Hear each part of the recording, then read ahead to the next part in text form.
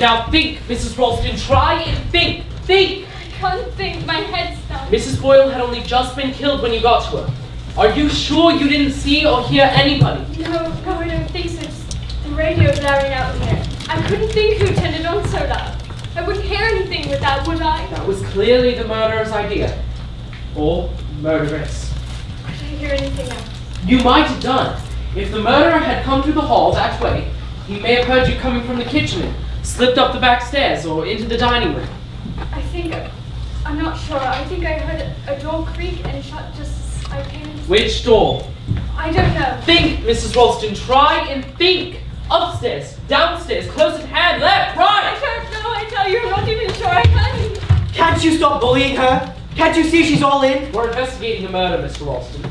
Up to now, no one has taken this thing seriously. Mrs. Boyle didn't. Mrs. Boyle held out on me. You all held out on me. Well, Mrs. Boyle is dead. And unless we get to the bottom of this, and quickly, mind, there may be another death. Another? Nonsense. Why? Because there were 3 little blind mice. A death for each of them. But that means there would have to be some connection. I mean, another connection with the Longridge farm business. Yes, there would have to be that. But why another death here? Because there were only 2 addresses written in that notebook we found. Now at 24 Culver Street there was only one possible victim. She's dead. But here in Monkswell Manor there's a wider field. Nonsense. Surely it would be a most unlikely coincidence that there should be 2 people brought here by chance, both of them with a share in the Longridge farm case. Given the certain circumstances, it wouldn't be so much of a coincidence. Think it out, Miss Casewell. Now, I want to get down quite clearly where everyone was at the time Mrs. Boyle was killed. I already have Mrs. Ralston's statement.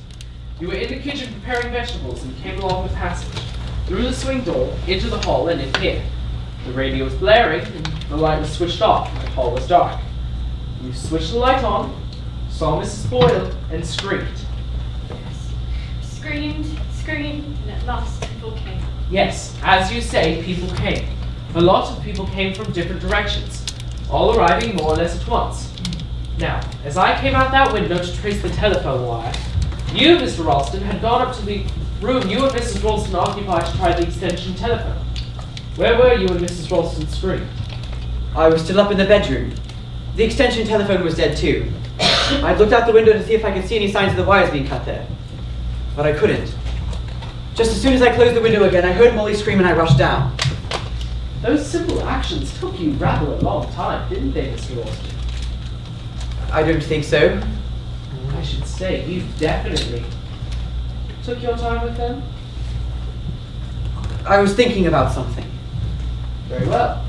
Now then, Mr. Wren, I'll have your account of where you were. I was in the kitchen, seeing if there was anything I could do to help Miss Ralston. After that, I went upstairs to my bedroom. Why? It's quite a natural thing to want to go to one's bedroom, don't you think? I mean, one does want to be alone sometimes. You went to your bedroom because you wanted to be alone. I wanted to brush my hair, tidy up. You wanted to brush your hair. Anyway, that's where I was. You heard Mrs. Ralston scream, Yes. and you came down. Yes. Curious that you and Mr. Ralston didn't meet on the stairs on the way down. I came down by the back stairs, near to my room. Did you go up by the back stairs, or did you come up through here? I went up by the back stairs too. I see.